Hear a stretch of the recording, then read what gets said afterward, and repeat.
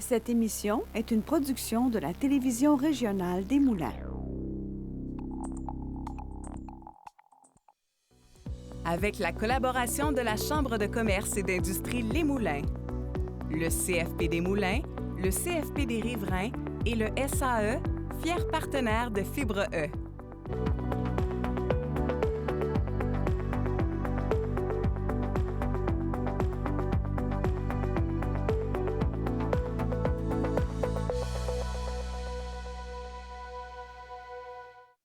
Bienvenue à Fibre E Extra. Mon invité, Jacob Trapeau, président de la firme DRH, accompagne les entreprises d'ici dans un contexte où la pénurie de main-d'œuvre et les défis organisationnels n'ont jamais été aussi présents.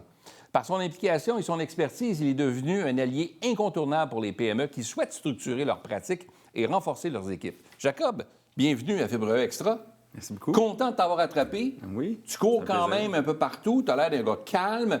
Tu démontres, en tout cas, c'est ce qui se dégage, on se connaît. Super, tant mieux. Non, bien, c'est le fun, tu calmes les gens, mais j'imagine que tu es comme un petit canard où là, les pattes roulent en dessous. Là, ça se voit pas au début. Ça va assez vite, exactement. Ouais, hein? Ouais. Ouais. Bien, écoute, ça va bien, puis ça progresse aussi avec Recrutement Intégral, qui était une autre firme qui s'est joint à vous autres. Exact. Donc là, firme RH se développe. Donc, beaucoup de branches à ton... Oui, bien en fait, moi, j'ai toujours eu la vision d'être une firme qui allait être une généraliste en termes des ressources humaines, c'est-à-dire d'offrir l'ensemble des services qu'une firme RH peut pouvoir offrir. Fait que dans notre acquisition de recrutement intégral, le but, c'était d'aller se greffer d'un département qui faisait du recrutement en exclusivité. Donc, on a pu avoir à notre offre, là, justement, de faire du recrutement pour les entreprises ici. OK. Souvent, c'est ce qu'on pense. Quand on passe une firme de ressources humaines, on se dit, on va faire affaire avec eux pour recruter du personnel pour lequel on n'a pas le temps de prendre. Toutefois, Exact. les jeunes entreprises, les plus petites entreprises ou les entrepreneurs en devenir, qui vont chercher de la main-d'œuvre, évidemment, pour faire leur projet, des fois, peuvent hésiter à faire affaire avec une firme privée ou une firme de ressources humaines parce qu'ils se disent tout le temps, bien là, il y a un coût rattaché à tout ça. Et là, ça devient onéreux. Puis est-ce qu'on a ce genre de montant-là à débourser ou à investir au tout début de... Bien, c'est souvent, honnêtement, le principal enjeu de faire affaire avec une agence de recrutement quand on est au tout début. C'est sûr et certain qu'il y a quand même des coûts qui sont assez élevés à ça. Par contre, c'est un bel investissement en termes de ce que l'expert est capable d'aller chercher en temps, qu'il va réinvestir dans sa compagnie, dans son domaine d'expertise. Fait qu'il faut tout le temps le voir un peu plus comme un investissement. Par contre, ce qui est assez bien de ne pas uniquement offrir des services de recrutement, c'est qu'on est capable d'aller outiller par du service conseil en ressources humaines les gens à faire des embauches de leur côté aussi, s'ils sont en mesure de le faire. Donc, il y a plein de personnes qui ont le potentiel de le faire par eux-mêmes. Ils n'ont peut-être pas les outils, les ressources. Bien, nous, on est capable des outils avec ça. À quel endroit tu vas faire tes affichages. On peut aller créer tes affichages pour toi. Fait qu'il y a une portion de service conseil qui peut être faite également au niveau du recrutement quand on n'est pas prêt à aller débourser un montant pour qu'on s'occupe de l'embauche. Si on a, nous, de notre côté, on se dit, j'ai un bon flair, j'ai le candidat ou la candidate devant moi, je le sais que j'ai un bon flair, pour moi, ça va être bon, ça. Ça va être bon, l'entrevue a été terrible. Ça va être terrible dans le bon sens du mot, là, mais c'est une belle entrevue, là. Je sais que ça va être la bonne personne. Mais des fois, il y a des tests psychométriques aussi qui viennent analyser un peu la personnalité des gens et tout ça, pour voir s'il y a un fit aussi avec un match, comme on dit, là, je m'excuse avec les anglicismes, mais qui fit avec comme on dit, le poste en question convoité. Ça aussi, tu peux aider là-dedans. Oui, absolument. Dans le fond, nous, tout ce qui est au niveau des tests psychométriques, au niveau même des tests, que ce soit des tests Word, des tests Excel, des fois, c'est bien beau, tu es dans une entrevue, tu te dis « Ah, moi, je suis un master niveau Excel, je connais tout ça.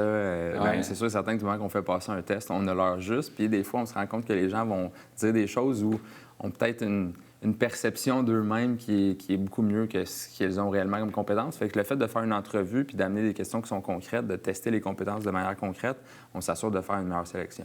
Donc, dans le fond, on peut avoir un service clé en main où tu t'occupes de tout, ou on peut avoir une partie coaching un peu, si on veut, pour venir nous aider à poser les bonnes questions et faire les bons tests pour s'assurer d'avoir, en plus du flair, mais d'être encore plus convaincu que c'est la bonne personne qu'on embauche. Exactement. Ça, c'est une chose.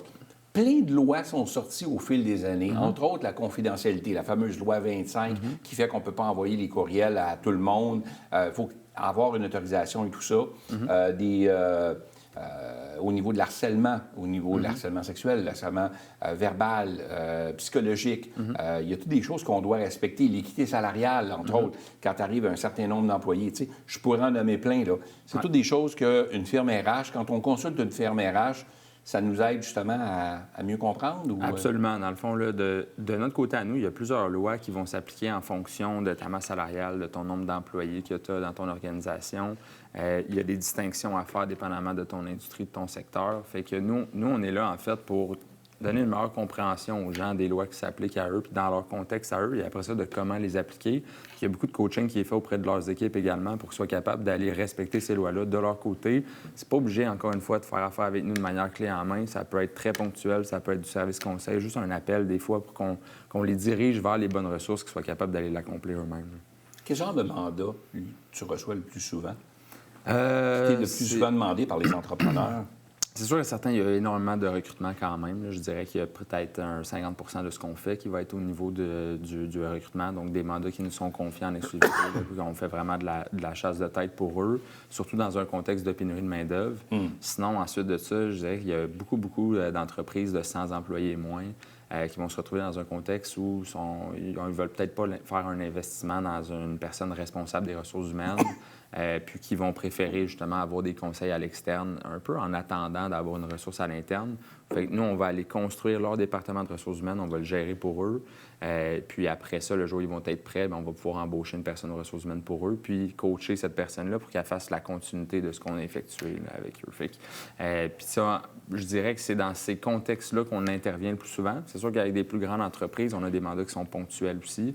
Je dirais des échelles salariales, faire une analyse complète de la rémunération globale. On a un cabinet de courtage également en assurance collective et rente collective. Fait que ça, c'est une offre également là, qui est très en demande. Dans le monde d'aujourd'hui, c'est plus juste la rémunération directe qu'il faut offrir. On regarde nos compétiteurs, qu'est-ce que les compétiteurs offrent. Nous, on fait des benchmarks directs. Exemple, tu es dans le manufacturier. Tu dis, bien, regarde, tous mes compétiteurs de Terrebonne-Mascouche offrent des assurances collectives avec le dentaire payé à 50 Bien, comment on peut aller offrir ça? Bien, nous, on peut aller leur proposer justement tous ces prix-là, puis aller voir quelle stratégie on va prendre. Fait qu'autant rémunération globale, l'accompagnement RH, du recrutement, santé, sécurité, loi 27, on est extrêmement présent. Peut-être préciser la loi 27? Oui, la loi 27 là, qui est sortie en fait officiellement là, au mois d'octobre 2025, là, qui modernise le régime de santé et sécurité au travail. Donc, on parle des programmes de prévention en entreprise, la mise en place d'un comité santé-sécurité pour ceux qui sont 20 et plus. Puis sinon, bien, c'est sûr et certain que ça va prendre un agent de liaison représentant santé et sécurité pour ceux qui sont moins aussi. On ne parle pas juste d'aller se former, d'aller se faire former. C'est souvent, à un moment donné, dans l'année, ça te prend quelqu'un qui répond à un premier répondant. S'il y a une blessure quelque part, il faut que tu aies quelqu'un qui soit formé en soins pour faire la réanimation, pour faire... bon. Exactement. Ça fait toute partie de la loi 27, ça? Ou... Bien, ça fait partie de plusieurs lois. C'est sûr et certain qu'au niveau de la santé et sécurité, il y a plein d'actions à prendre en charge, comme on parlait tout à l'heure de la loi de prévention contre le harcèlement psychologique et sexuel. Fait qu'il y a beaucoup de choses qui vont rentrer là-dedans. Les obligations sont tellement vastes, sont tellement larges. Fait que je pense qu'avoir un bon accompagnement pour un entrepreneur, c'est de s'assurer de ne pas se tromper. Ouais, c'est super important, là. Arrive à un moment donné en entreprise, ça fait 5 ans que j'ai mon entreprise. L'entreprise va bien, je me suis engagé des gens. Il y a des gens qui viennent compléter l'équipe parce que les mandats deviennent trop lourds. Puis à un moment donné, ça me prend du monde. Je ne peux pas tout faire tout seul. Puis là, l'entreprise prend de l'expansion. Puis c'est correct. Il y a des créateurs d'emplois. Mais dans l'embauche, j'ai maintenant 6 employés, mais j'en ai 2 là-dedans qui ont de la difficulté à... Ils travaillent super bien, je suis super content, mais leur personnalité ne cadre pas l'un avec l'autre. Donc, il y a l'incompatibilité, là, on sent qu'il y a des frictions entre les deux. Là. J'ai eu beau les rencontrer individuellement, j'ai eu beau tenter de les sensibiliser, pas grand-chose à faire, et je ne veux pas perdre ces gens-là, parce qu'ils m'apportent ce que j'ai besoin au moment où je les ai embauchés, puis je leur regarde le résultat. Mais ensemble, j'ai beau les mettre dans des bureaux séparés. Fait que là, je dramatise un peu, mais tu vois la situation. Est-ce que j'aurais tendance à appeler une firme de ressources humaines pour dire, êtes-vous capable de leur parler? Vous faites des ressources humaines, êtes-vous capable de leur parler? Y a-t-il quelque chose qu'on peut faire? Y a-t-il quelque chose qu'on peut mettre en place? Absolument. Je dirais qu'on est souvent la meilleure personne pour le faire, parce qu'on n'a pas d'émotion ou on n'a pas fait partie de l'escalade de ce conflit-là. On n'est pas une partie prenante directement dans cette organisation-là. Ça nous aide à un peu être plus froid. dans une situation où les émotions prennent souvent le dessus. Puis dans une gestion de conflit, dans une désescalade de ce conflit-là, c'est super important. Puis ça permet d'avoir des discussions qui sont beaucoup plus ouvertes. T'sais, si moi, exemple, tu as un conflit avec une personne de longue date, bien toi, tu as probablement plusieurs émotions qui sont un peu coincées là-dedans. Et moi, je vais arriver de mon côté, je vais avoir une discussion avec toi pour essayer de comprendre ta situation. Je vais faire la même chose avec l'autre personne.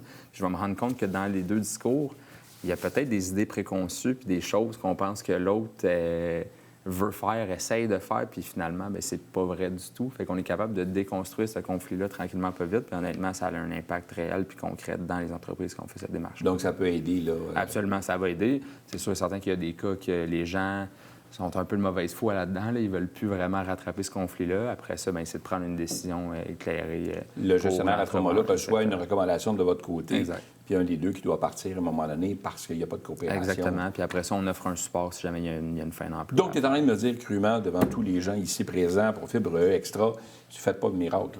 Malheureusement, non.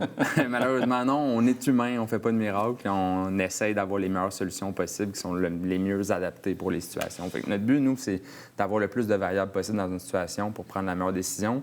Mais quand quelqu'un vient nous voir dans un mandat, souvent, la solution parfaite n'est pas encore existante. T'sais, ce qu'on va faire pour un client ne se réadapte pas de la même manière pour un autre. Il n'y a pas de solution clé en main qu'on va vendre nécessairement.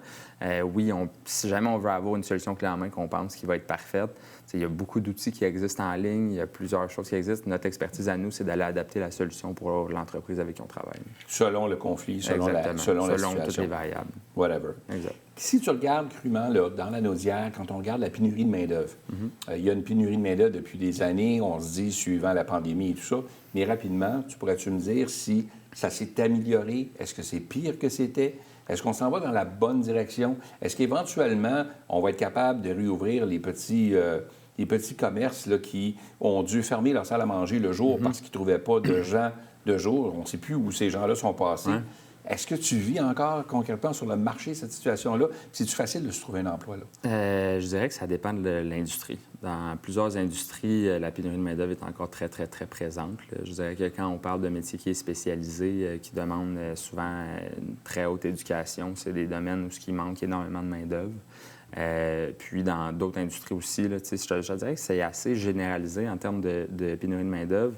Il y a eu des choix qui ont été faits. C'est drôle parce que j'ai des domaines où je le vis un peu moins quand on recrute. Je pense à du TI, beaucoup moins d'enjeux de notre côté pour trouver de la main-d'œuvre. Mais si je pense à des métiers spécialisés, un ébéniste, exemple, c'est une profession, je dirais qu'il y a peut-être moins de personnes qui étudient là-dedans aujourd'hui qui vont aller dans ce une certaine rareté, là. Exactement. De trouver puis de combler le mandat. Rareté, exactement. Donc, oui. Je dirais que plus qu'on avance dans l'ère de l'intelligence artificielle, dans l'ère de l'automatisation, dans l'ère des nouvelles technologies, on est capable un peu de répondre à la pénurie de main-d'œuvre de cette manière-là, donc de réduire notre besoin en ressources humaines puis de le remplacer par d'autres types de ressources. Fait que les entrepreneurs, ou du moins les employeurs de ce monde, vont aller essayer de trouver des solutions pour répondre à cet enjeu-là. Écoute, je pense que je vais te réinviter pour l'intelligence artificielle parce que c'est un autre sujet qui est un peu préoccupant pour les entrepreneurs. C'est bon d'un côté, de l'autre côté, ça fait peur un peu. Jacob, merci d'avoir accepté l'invitation. Merci à toi. C'était un plaisir de te recevoir. Un plaisir.